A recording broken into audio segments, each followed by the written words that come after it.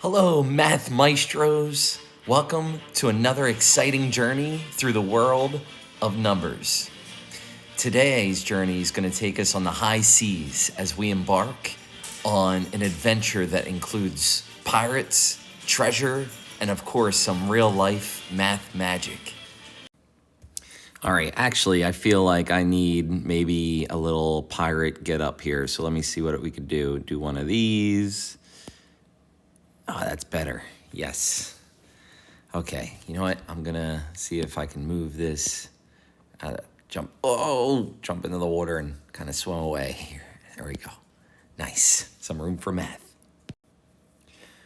Picture this. You find an old treasure map that leads to the hidden island of multiplication madness. Legend has it, the treasure is guarded by the math kraken, and only those who can master the art of bar diagrams can unlock its secrets.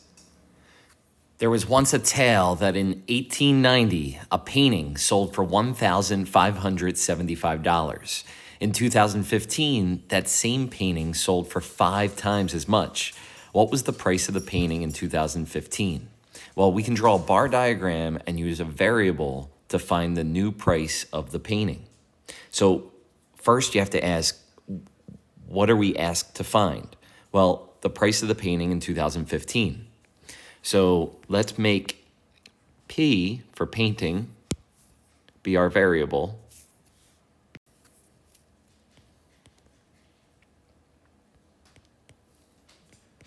That's going to equal the price of the painting in 2015.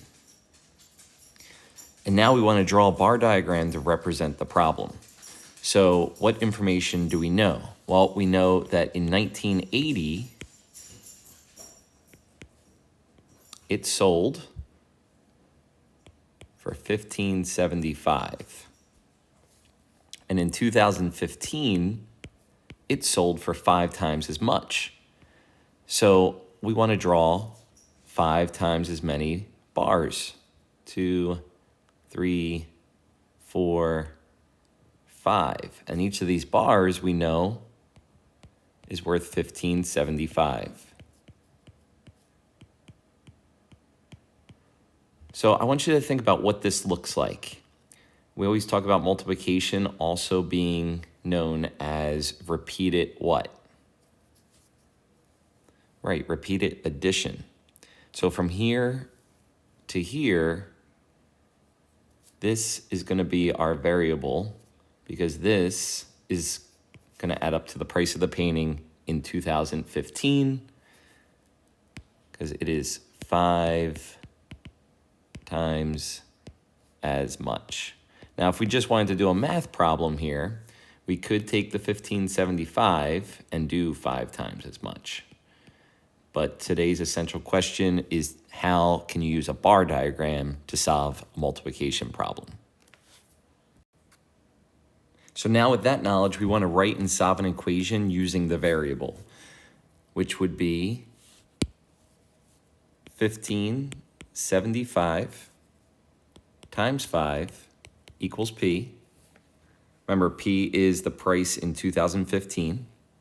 And then 1575 times 5 equals 7,875. So P equals 7,875. And your final statement could read in 2015,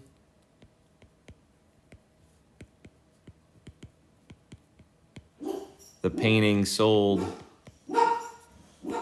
for 7,875. And you can use repeated addition or division to check this answer. Okay, so let's focus on convincing me. How could we construct an argument? How can we use estimation to justify that this answer of 7,875 is reasonable? So if we think about it and we use estimation, 1575, we could easily estimate to 1,500 times 5 equals 7,500. And we could also estimate 1,575 to 1,600 times 5, which would equal 8,000. 1,575 is closer to 1,600 than 1,500.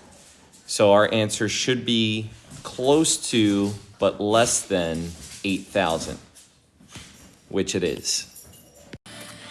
All right, well done, adventurers.